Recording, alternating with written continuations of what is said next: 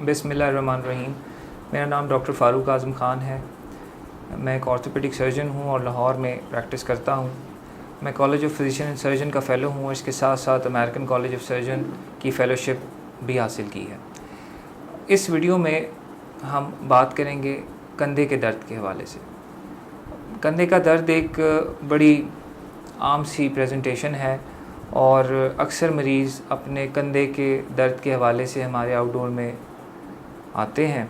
कंधे का दर्द ना सिर्फ उनको परेशानी में मुब्तला करता है, इसके साथ साथ उनके रोज़मर्रा के काम जैसे कि कपड़े पहनने में, बाल बनाने में, अपने रोज़मर्रा के मामूलात तय करने में, ड्राइव करने में, खाना खाने में, हत्ता कि एक छोटे से छोटी पर्सनल हाइजीन के फैक्टर से लेके बड़े एडिशनल टास्क तकरीबन सारी चीज़ें मुतासिर करता है।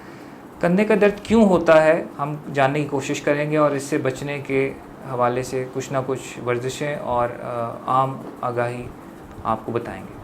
कंधा एक बॉल एंड सॉकेट वैरायटी का जोड़ है। उसका मतलब ये होता है कि एक बॉल नुमा हड्डी का गोला हरकत करता है और एक वाइड रेंज पे हरकत करता है। इसकी स्टेबिलिटी में इसके कुछ फैक्टर्स होते हैं, कुछ ऐसे अंसर होते हैं जो कि शोल्डर जॉइंट को मजबूत बनाते हैं।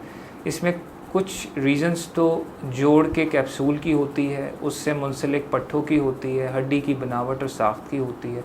तो इसमें कोई भी चीज़ जो इस जोड़ को बनाने में मददगार होती है, किसी चीज़ का डैमेज हो जाए ओवर यूज़ होने की वजह से, एज ज़्यादा होने की वजह से, किसी डैमेज की वजह से या किसी दायमी बीमारी जैसे ज़ियाबतीस, शुगर के मरीज़ों में कंधे का दर्द बड़ा कॉमन है। तो किसी भी रीज़न जो कि कंधे से मुंसलिक रीजन को मुतासिर कर रही है वो कंधे का दर्द करवा सकती है।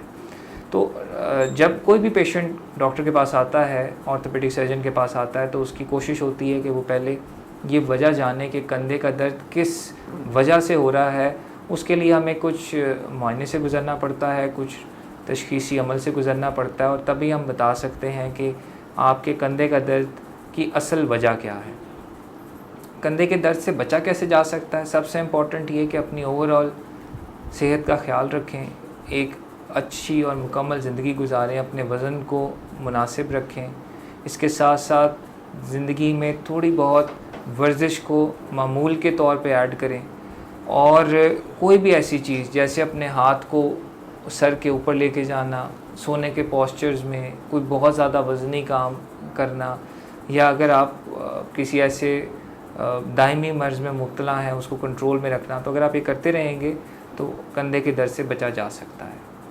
तो कुछ वर्जिशें हम आपको कंधे के दर्द के हवाले से बताएंगे जिसके ऊपर अमल करते हुए आप कंधे के दर्द से बच सकते हैं। उन वर्जिशों को समझने से पहले कंधे को समझना ज़रूरी है कि कंधा बेसिकली किन पट्ठों से बन के मिला है। तो शोल्डर जॉइंट में मैं आपको टच करने लगा हूँ। शोल्डर जॉइंट कंधे का जोड़ basically ball and socket variety का जोड़ है। इसमें ऊपर की तरफ एक पट्ठा लगा होता है जिसको डेल्टॉइड कहते हैं। डेल्टॉइड मसल एक मजबूत मसल है जिसके इंटीरियर, लैटरल और पोस्टीरियर फाइबर्स होते हैं जो कि ऊपरी सतह से लेके इस हड्डी के जगह पे अटैच हुआ होता है। ये एक मजबूत पट्ठा होता है और उसकी कोशिश होती है कि नीचे वाली हड्डी यानी ह्यूमरस को ऊपर खींच के रखे।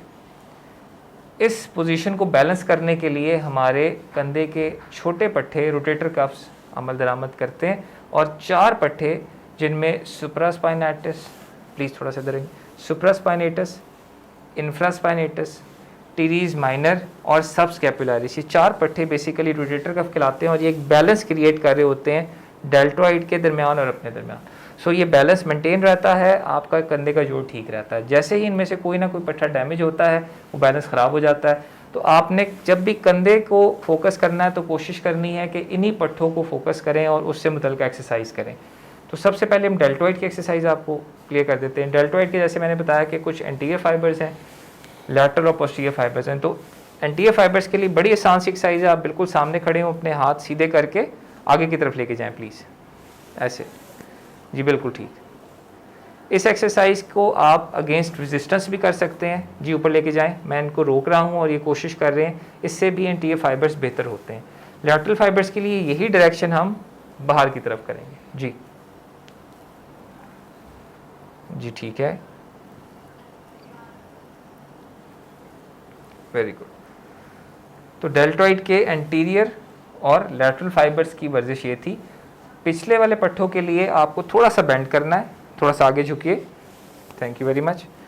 अब अपने बाजू को खोलने की कोशिश करें, जी मैं इसको रोकूंगा, खोलने की कोशिश करें। तो ये वर्जिश बेसिकली इनके डेल्टॉइड के पोस्टीरियर फाइबर को टच कर रही है। रोटेटर कफ के लिए सबसे आसान वर्जिश जो है वो ये होती है कि जो आपके बाजू के पहले 20 डिग्रीज हैं, इसमें ये सुप्रास्पाइनेटस ये वाला पट्ठा अमल दरामद होता है। तो अगर हम शुरू में इसको बाजू को रोकें तो हम इस पट्ठे की एक्सरसाइज कर सकते हैं। जी लेके जाएं। तो मैंने इनके बाजू को तकरीबन 20 डिग्री बाहर निकाला है और मैं इनसे ज़ोर लगवा रहा हूँ कि ये अपनी जगह पे रखें, जबकि मैं इसको नीचे ले जाने की कोशिश कर रहा हूँ। जी बिल्कुल ठीक है। दूसरे पट्ठे जिनकी वर्जिश बहुत ज़रूरी है वो एक्सटर्नल रोटेटर्स हैं। उसके अंदर टीरीज माइनर और इंफ्रास्पाइनेटस आते हैं।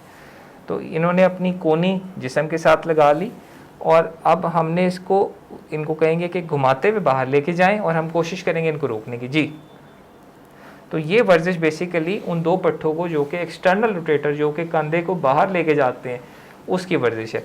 आखिरी वर्जिश जो है वो सब स्कैपुलैरिस है।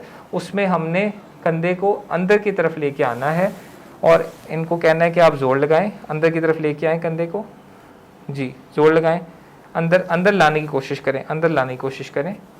जी जैसे आपने इसको घुमाया था बाहर की तरफ, इसको अब अंदर की तरफ घुमाना है। जी बिल्कुल ठीक। इसके साथ साथ कंधे पे वो छोटे पट्टे जो कि हमारे चपनी हड्डी स्कैपुला पे लगे होते हैं उनकी वर्जिश करते हुए, जैसे ट्रेपीजियस है इसकी वर्जिश, ये सारी एक पूरा स्कैपुलोथोरैसिक मसल्स का ग्रुप बनता है। तो अगर हम इन सब को मजबूत रखेंगे तो किसी भी तरह के दर्द से बच सकते हैं। इसके साथ साथ वो हरकतें जो कि आपको मिसाल के तौर पे बाजू को बहुत ऊपर लेके आना, ठीक है। तो जिस मरीज़ को इस पट्टे की सोजिश हो उसको हम अवॉइड कराते हैं कि ओवर हेड एबडक्शन, हाथ को ऊंचा ना लेके जाएं, इससे आपने बचना है। Thank you very much.